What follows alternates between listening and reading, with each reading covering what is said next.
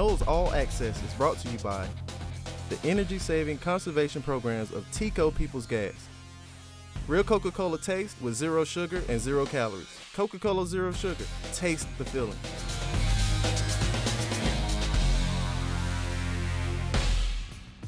Welcome to Noles All Access, where we take you inside Florida State athletics. I'm Jay Sutton, and today we'll check in with beach volleyball coach Brooke Niles and head track and field coach Bob Brayman about what's ahead for the upcoming season. Then I'll head over to the sand courts to get some one-on-one training from the head coach herself.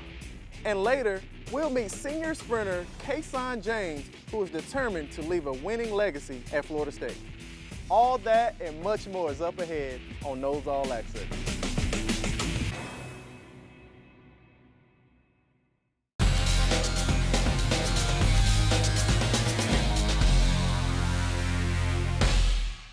Coach, your team is coming off an impressive 29-win season and another NCAA tournament appearance. What are some of your big takeaways from last season as you look forward to the spring? I think we had a lot of success last season, but we didn't do as well against two of the teams that we normally compete well against, UCLA and USC. So we had a lot of young players in our lineup, and I think they're going to be a little more experienced this year, but it really is about how we set up our lineup going forward and how we match up against other people. And you actually played some games this fall, and you got some real-world experience down in Panama City Beach. Can you talk about that whole experience and how it'll help your team moving forward? Yeah, anytime we can play on a real beach helps us because that's where our national championship match is. And Panama City has very similar sand to Gulf Shores, wind, all that sort of thing. And really our spring schedule has, I think we have 4 or 5 competitions on real beaches this year. So, I mean, we're going full force trying to prepare ourselves as best as we can to win that national championship and perform at Gulf Shores. So we need to be around those conditions as much as possible. And you have a strong freshman class coming in this year with 3 high school All-Americans, which actually leads the country. Can you talk about your expectations for them this season? Yeah, I mean, my expectations are probably the same as theirs. They want to get in that starting lineup and they want to play. And I'm not doing my job if I don't try to out-recruit the current players that I have. So, still trying to find partners and how everybody matches up well with each other, but all the freshmen have come in and they've just hit the ground running. They're trying to lead the team in all the conditioning. They're right there with the weights, getting stronger every day, and they're performing well at practice. So I'm excited to see they have a ton of potential, but so does everybody on our team, and so do a lot of other schools. So we'll see if we can actually see where that potential takes us. Yeah, and that potential will need to be developed. And Coach Lockheed played a big part in that last season. And this year he's making the transition to assistant coach. Can you talk about that and how that would benefit the team? Yeah, last season, I mean, we talk about it all the time. He was still finishing some school up. So he was not able to coach the girls on the court. He was able to consult with coaches in a way, which helped us a lot and do some scouting. And he's just a brilliant mind in beach volleyball. But this year, I'm really excited because he gets to be a little bit more hands-on. And I'm excited to see him in a box. He's been one of the best professional players ever to come from his country. He coaches the best professional teams in the world currently and is an Olympic coach. And so to see him in the box coaching our teams, I think it's going to be a huge asset for us moving forward. And how valuable is it to have the former ACC Player of the Year, Peyton Caffrey, from indoor volleyball come over and be such a big part of this team? I mean, Peyton's the biggest competitor we have. She wants to win. She's an extremely hard worker, and she's competing at a really high level indoor, so she's just a huge asset to our team. And now we get her full time, so this is her last competitive fall indoor, and then she gets to go full time on the beach. So I'm really excited to see her develop as a player. And last year she had a total of maybe 3 losses the entire year. So I think she can get even better, and she's willing to work really hard at it, and she's just a huge asset to our team. And Coach, given all of the success that you and this program have had, and all of the young talent that you have coming in and the experienced players, is a national championship the main goal for this team this season? I think that's always the goal, but we have a lot of little goals on the way. Really, we just want to get better every single time we step out on the sand, and if that's 0.5%, 2%, 5% each time, then obviously those are huge goals as well, but we're willing to take it. And I think if we keep doing that with the talent we have and the youth we have and the athleticism we have, then yes, that national championship is completely within reach. But I know there's a lot of teams out there that are going to be gunning for the same thing. So we're excited to just start competing. We're excited as well, Coach, and thank you so much. And we look forward to you all having a very successful season. Thank you, Jay. Coming up, I'll hit the sand courts with Coach Brooke Niles.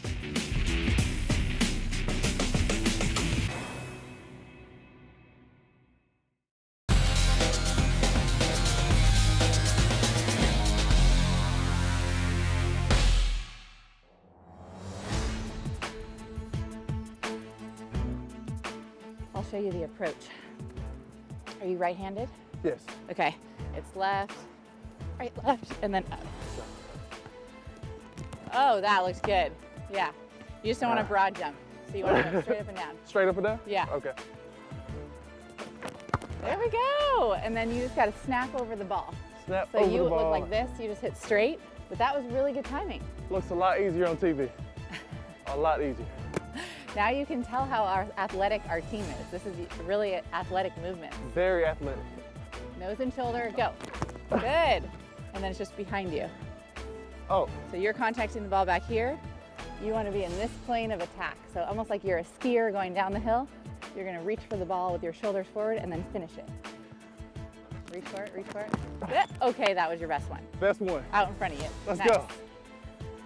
That was the least terrible one is what she said. So how many people are going to be hitting the ball? One at a time. One we at a won't time? do that to you. Okay. Yeah, one at a time. Good. You might be a little too close. Good. Okay, A that's lot a little too too close. Okay, Alice has some power. Okay. There we go. I hit the ball. Did you get that? But it's got to go up. It's got to go up in the court. Shoulder, shoulder, shoulder. There we go. Okay, that was a good one. Nice. And then Ashley's a little smaller, so she might not be able to hit straight down. Hands up, hands up, hands up. Oh, there we go. I went in the sand, coach. That was such good effort. That's the first start, is good effort. Are you watching the ball or the shoulder? I don't know what I'm watching. I'm going to watch the shoulder this time. Okay, watch the shoulder. Oh, there we go. Yes, for the point. All right, thanks. You can grab water. Good job. Oh. There you go. So you got your hands up. I'm at a loss for words. I just want to thank Coach Noles for coaching me up and allowing me to get that great point there. They didn't know what was coming. They didn't know what was coming, did they, Coach? No, they didn't. That spin threw them off. Yeah. People, I think, when they watch us, they don't necessarily, they're like, oh, this game looks so easy. Yeah. You know, but it's... I can attest, it's not. Yeah. It's not.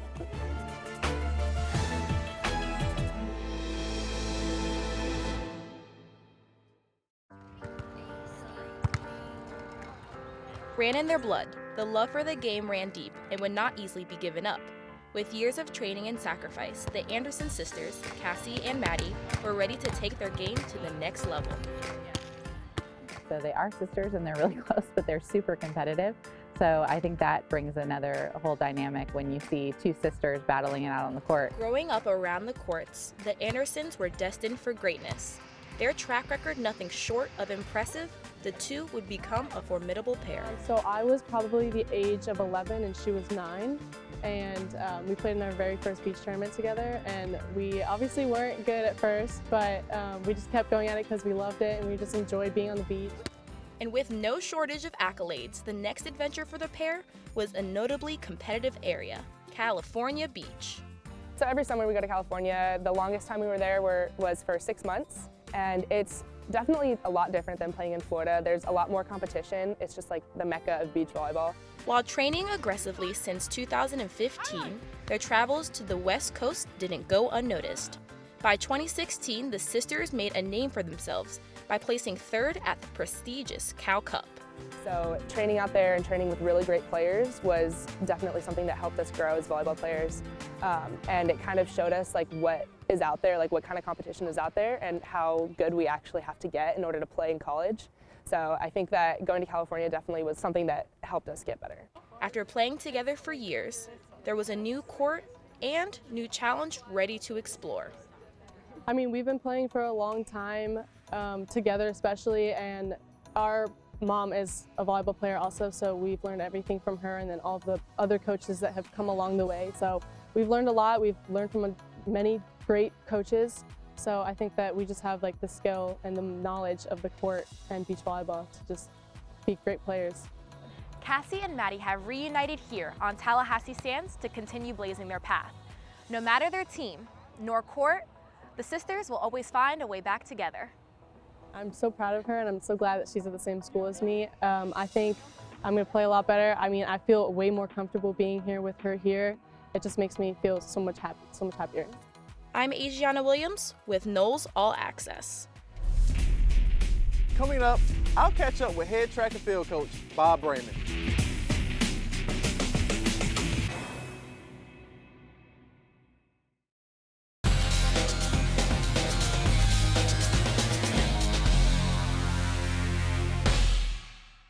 Well, Coach, your men's and women's teams are projected to do big things this year. When you look at this upcoming season, how excited are you? I mean, it's great. We spent the last, basically 4 years getting us back to where we want to be, which certainly during our heyday, we were top 10 in the country and had a chance to win every year, or most years. So we've gotten back there. We put the rebuilding together. We got to top 10 on both sides last year, and now I think we're positioned to do what we expect from the program. Yeah, talk about that a little more. You had some injuries last year, but you still had a lot of success. So what are your goals for this season? Well, again, I think we'd like to be in a position to compete for the national championships. And then, your seasoned veterans, your Caseon James, your Trey Cunninghams, your Katias and Jaylas on the women's side, and Shanice Love, they're going to step in that arena really, really focused and really trying to step to the next level. Others are going to step in there, be new to the moment, and they're going to maybe fade a little bit. So it's hard to predict, but you'd like to think we'd have a good chance. I think the men, indoor and outdoor, doesn't really matter. The women, we've got some really good throwers, 3 great javelin throwers, world-class discus thrower. So they're going to be more positioned, I think, for the outdoor run on the women's side than it is on the men. And you mentioned Caseon James. Can you talk about him? He was hurt last year. Is he poised to have a big season this year? Yeah, I mean, Caseon is just so hungry. I mean, indoors, he was a total beast. He might have been the second best sprinter, in the entire NCAA and was second in the 200 after already scoring in the 60. I mean, he got hurt outdoors. So Caseon's really been motivated because of that, missing that outdoor season due to hamstring injury. And he's had a great summer, great fall. Never been stronger, never been more motivated. Olympic year, another big motivation for him. And, you're a senior, but much like in football, you're a 4th-year guy. You're trying to chase that pro contract. And, if he gets it, God bless him, go on to the Olympic Games and do great things. Absolutely. We hope he gets it, Coach. But We do hope he gets it. And his excellence will lead to the next great Caseon, Andre, Walter Dix, Maurice Mitchell, whoever. Well, let's talk about some of the newcomers on the team and what you expect for them, whether that be transfer or freshman. On the men's side, we've got some phenomenal transfers. Caleb Parker is the #1 returning outdoor hurdler because Trey was hurt, Trey Cunningham. So indoors, they're 1 and 2 in the hurdles coming back. Both veterans, both super elite. So Fabian Adoki, he's a senior transfer, which is kind of odd, but he's always wanted to be here. He's the #1 returner in the long jump.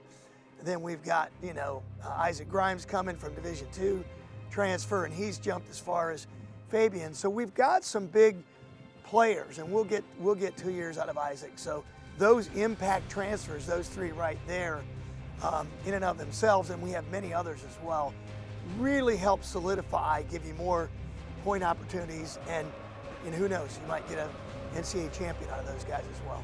Hey, Coach, let's talk about you just a little bit. I know you want to focus on the players, but let's talk about you a little bit because you recently got a contract extension that's going to keep you around a little bit longer.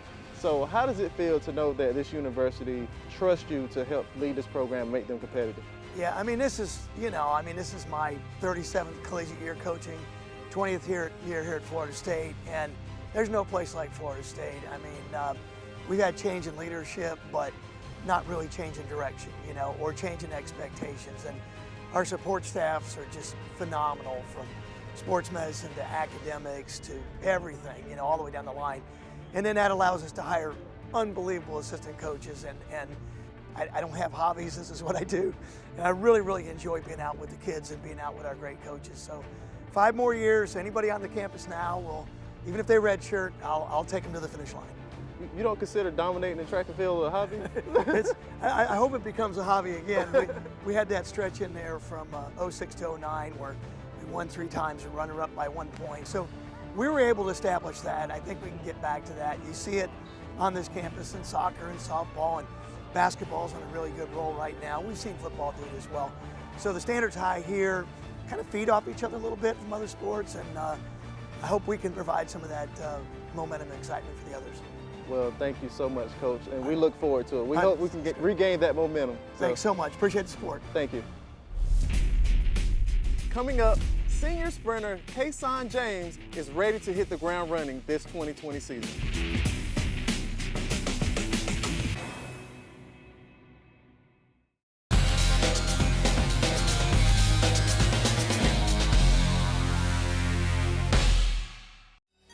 Set.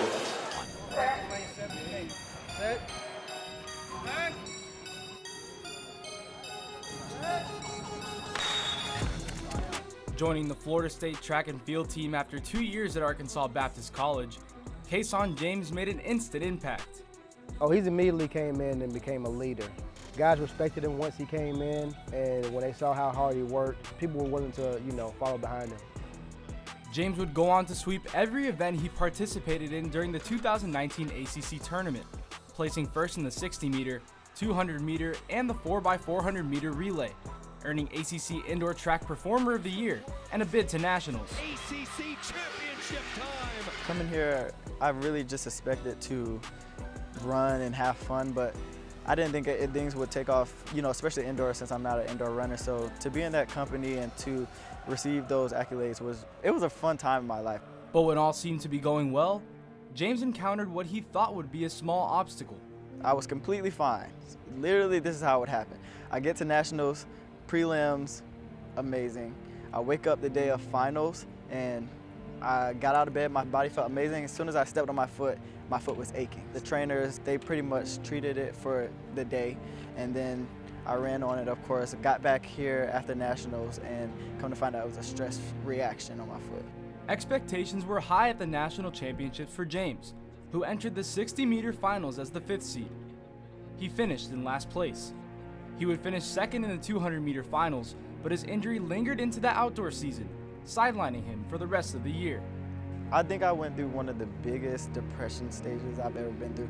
And a lot of people don't know that, but I was honestly in a very bad state in my life. Like, of course I had a great indoor season, but it really meant nothing to me when I felt like I was able to do so much. So knowing I was gonna miss my first outdoor season at FSU and seeing everyone run, it took a big toll on me. Every setback comes with a learning experience, and Caseon being off the track recovering from his injury allowed him to mature as an athlete.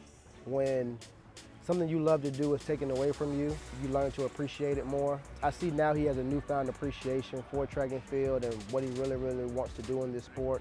Now entering his final year at Florida State, the two-time All-American added a notable accessory to his appearance, allowing his creativity to show off his character. I gotta show you about my leg sleeve, okay? It's something that's going, become a little signature for me. The quote is a quote by Maya Angelou, and it says, "My mission in life is to thrive with some passion, some compassion, some humor, and some style."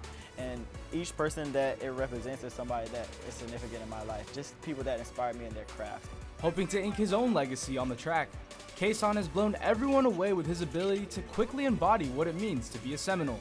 I feel that he embraces it with power, because he know that the school that he's chosen, it was a great choice, and he knows that we weren't going to let him down. He competes as hard as anybody. He doesn't shy away from competition. He's really, really humble. He gets along with everyone. He respects his teammates. He respects his coaches. He's just a great young man all around. Running with some passion, some compassion, some humor, and some style, Caseon will look to stay healthy and give himself the best chance at the gold. I'm Anthony Fernandez for Noles All Access. For schedules, stats, and updates across all Florida State athletics, be sure to check out Seminoles.com.